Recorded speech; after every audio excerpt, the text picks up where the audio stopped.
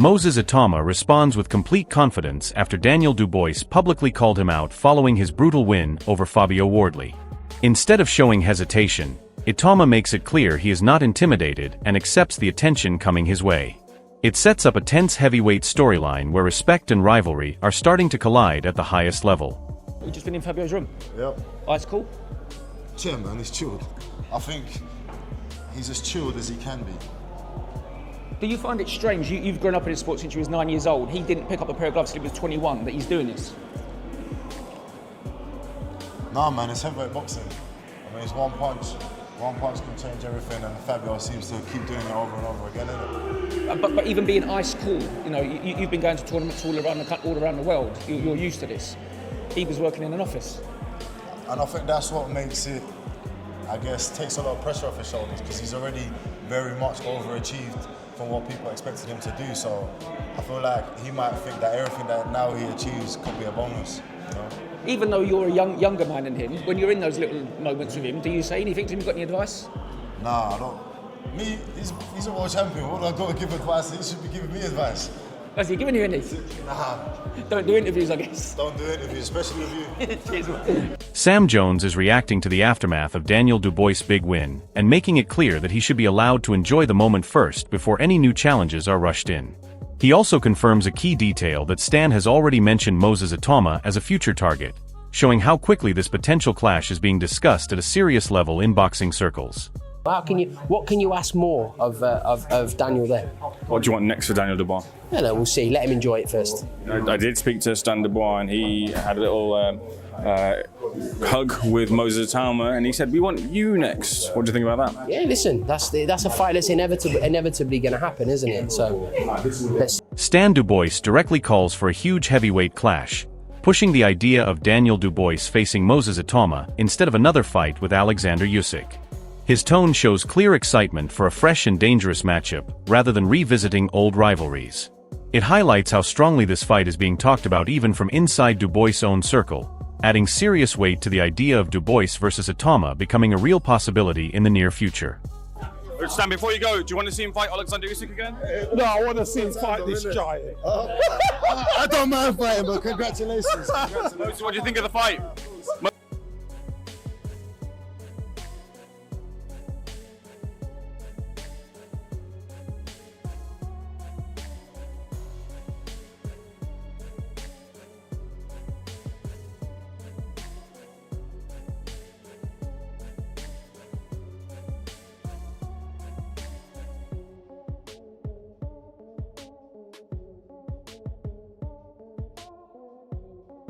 Daniel Dubois reflects on a brutal night where Fabio Wardley pushed him to his limits and forced him into a deep physical and mental battle inside the ring. Despite taking heavy punishment, Dubois shows respect for his opponent while also revealing that he had to dig deep into his warrior mindset to come through. Even after such a demanding fight, he still sounds confident and focused on returning stronger and continuing his run at the top of the heavyweight division. He took my shots and God just tested me in that fight. I had to go through my inner battle after coming off the back of a loss. So I was a bit nervy in there, but what a warrior. I'm honoured to share the ring with a fighter like Fabio. Probably. I'm coming back off. Yeah, I'm going to go on a good run. A nice rest. Yeah, definitely. I need a nice rest. You need a nice rest and do, young man. Yeah. Come back later. Just take it easy. Don Charles breaks down the potential clash as a very close and tactical heavyweight battle, where execution on fight night would decide everything. He respects the new generation coming through but still makes a strong statement that Daniel Dubois has the ability, power and presence to overcome most rising contenders. It adds more belief to Dubois being a serious threat in any matchup right now. So, if you put him in against Daniel Dubois? Good question and hard question. Who brings and implements their game plan on the night? It would be a very tight fight. All the current live heavyweights who are coming through, Daniel still. Moses Itauma openly leans towards Fabio Wardley winning, showing he believes that outcome benefits him more in the bigger picture. He also predicts an explosive early finish, highlighting the dangerous punching power on both sides. At the same time, he avoids committing to fighting the winner, suggesting there are already planned career moves being shaped behind the scenes depending on how the fight unfolds. Right, Moses, it's a big 50-50 tonight, but I'm going to put you on the spot. What's your prediction? I think Fabio's going to win. I want him to win, and I think that's probably where my money's going to be. More kind of selfishly because it puts me in a better position. And rounds? I think it's going to be an early fight. Yeah, I think it's going to be an early fight. I think regardless, you can't have two big punches like that and not have an early fight, you know? And the question on everyone's lips is, are you fighting the winner? I won't be fighting the winner, no. But if Fabio wins, it puts me in a better position. Why won't you be fighting the winner? I don't know how to properly media train to answer this question. I'm trying to give like a political answer, but I just don't have one. Nah, it's kind of things that you can't control outside the ring, and we've kind of got a plan if Fabio does win, which is tasty. So yeah, like I said, I'm very much rooting for Fabio.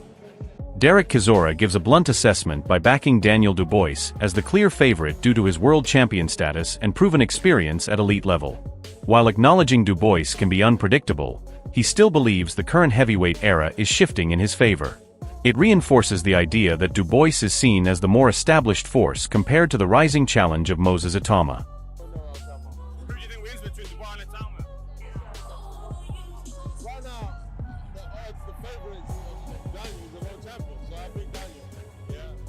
But we know Itauma how it is. But the era of Ben Davies is down, fellas. Get it right. Don Charles is left overwhelmed after witnessing an all-out heavyweight war that delivered everything fans could hope for. He describes both fighters as true throwback warriors who refused to give in and turned the fight into a classic. In his view, there were no real losers because the performance from both sides elevated boxing itself and gave fans a night full of drama, heart, and pure entertainment. My thoughts, I'm still trying to recover. I need my heart checked. Yeah, I'm getting old, you know, from all this excitement. Yeah, but basically, what were my thoughts? What a magical, epic fight between two warriors, two gladiators. There was no losers in there tonight, in my opinion. Boxing won. There was no losers in there. Yes, we're going home with the belt, but Fabio, I mean, they don't make. I said to him after, they don't make men like him anymore. They don't. Yeah, it's a throwback. It really is, and so is Daniel. And boxing won because for the neutrals, whoa, that lived up to expectations. In fact, more. It delivered more. Yeah. So, no, God is great. Fraser Clark describes Daniel Dubois as a pure warrior who thrives in chaos even when the fight is not technically perfect. He highlights how the bout delivered raw violence, intensity, and everything fans love about heavyweight boxing. Clark also points out that despite getting dropped, Dubois showed clear improvement and learning ability inside the fight, which makes him even more dangerous going forward in future matchups against top-level opposition like Moses Itauma.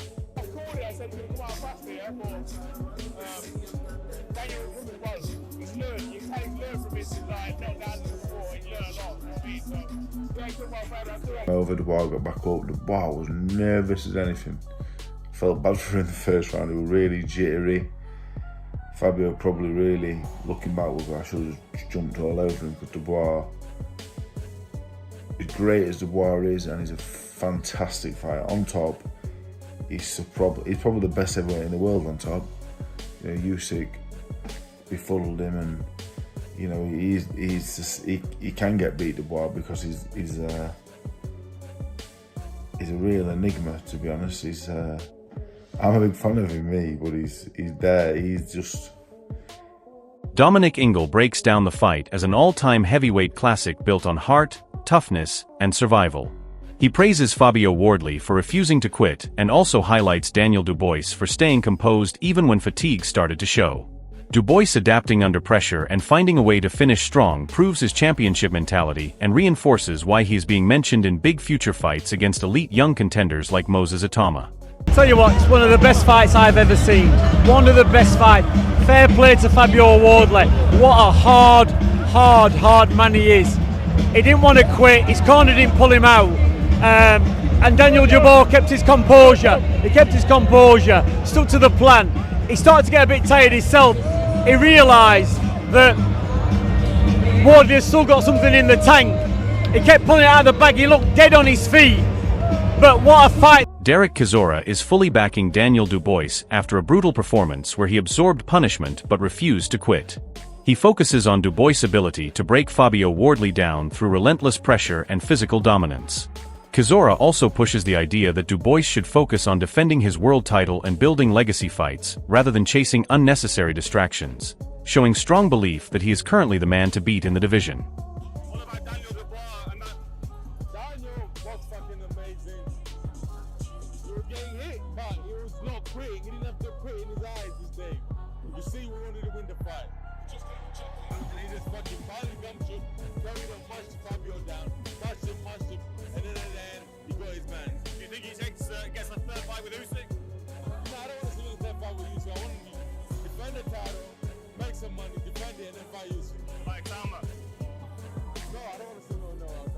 Who do you think wins between Dubois and Itauma?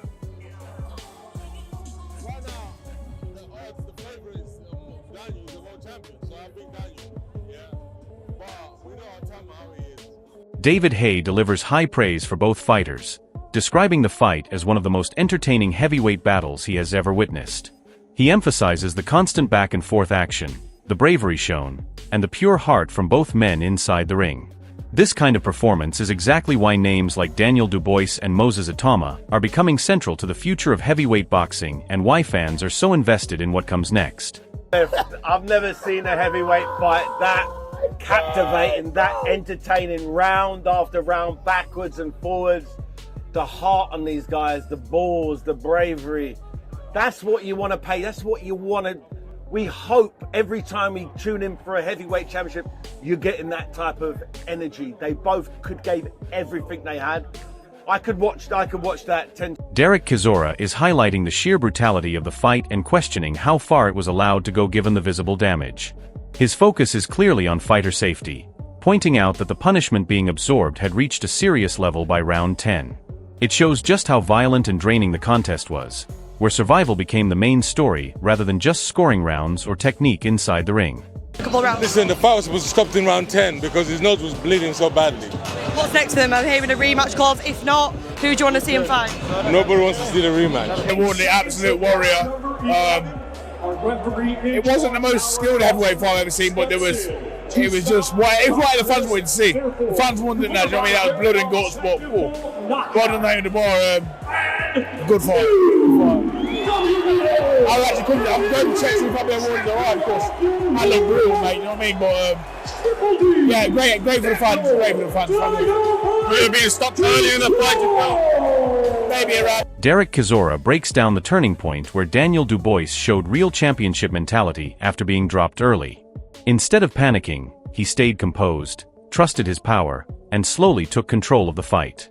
Chisora also criticizes Fabio Wardley's approach, pointing out the lack of a proper jab and reliance on power shots, suggesting that at elite level, that is not enough to beat a fighter like Dubois. Daniel got dropped in the first round, and I said, he's winning the fight. Everybody around me looked at me like, what? I'm like, he's winning the fight. And then guess what he did? He fucking won the fight. He just bit bodies, gumshoe, and carried on. What about that first knockdown? What did he do, Fabio Wardley? Fabio was not ready for boxing. He was no jab, nothing, looking for power shots. It's like he didn't train. He was too busy commentating. Little bastard. He was supposed to fucking train in the gym. Dude, how many jabs did Fabio chuck? Less jabs. He didn't chuck no jabs. He didn't do anything we've seen before. You know, and today, Sam Smith was right. He goes, you're only a world champion until you fight a real fighter. Daniel Dubois is openly describing the mental and physical struggle inside a brutal fight where he had to reset himself after being hurt. He talks about going into that dark place that only true heavyweights experience and finding a way to come back stronger. This mindset shows why he is becoming such a dangerous force, especially in conversations about future clashes with rising names like Moses Itauma. Yeah, I needed that slap just to wake up, you know, stay in reality, you know, just not slip. You know, I've got to dig deep. And as a warrior, you have to dig deep because you've got to go to that dark place and come out on top. David Adelai gives a technical breakdown of how Daniel Dubois built confidence during the fight. Instead of being shaken by the knockdown, He found rhythm through his jab, which constantly disrupted Wardley's timing. That simple but effective weapon gave Dubois control over the fight and allowed him to gradually break his opponent down, showing the smart adjustments behind his raw knockout power. I don't think he fought old demons when he got dropped. I think he started to think old demons when he started to think his things weren't working. But you know what was giving Daniel confidence? He kept landing a jab. Every time Wardley threw a right hand, Dubois would stick a jab and it would touch his target. That there was giving Dubois hope that, okay, then I can stand in front of my target and I can land with a jab. And he knew he was softening up Wardley with a jab as the rounds went on. The heavyweight division is standing at a dangerous crossroads where experience and youth are slowly moving toward a direct collision. Daniel Dubois has already proven that he can survive chaos, get dropped, recover, and still turn fights around with pure power and mental strength. Every performance now feels like he is building something bigger, a run that could push him right into the center of the division. On the other side, Moses Itauma is rising with speed, confidence, and fearlessness that makes him believe he belongs at the top right now without waiting for permission. If Dubois continues this momentum and keeps winning in this violent fashion, he will fully establish himself as one of the most dangerous heavyweights in the world and force everyone to respect his name. But if Moses Itauma steps in and shocks the world, it changes everything instantly and a new era begins faster than expected. Mentally, Dubois looks like a fighter who has already been through fire and learned how to stay calm inside it, while Itauma looks like a young lion ready to test every limit in front of him. The real question is who breaks first when they finally meet in that ring, because both are walking toward the same storm from different directions. Now it is your turn to decide. Do you back Daniel Dubois' experience and power, or do you believe Moses Itauma fearlessness can take over the division? Drop your prediction in the comments and join the debate, because this rivalry is only getting bigger.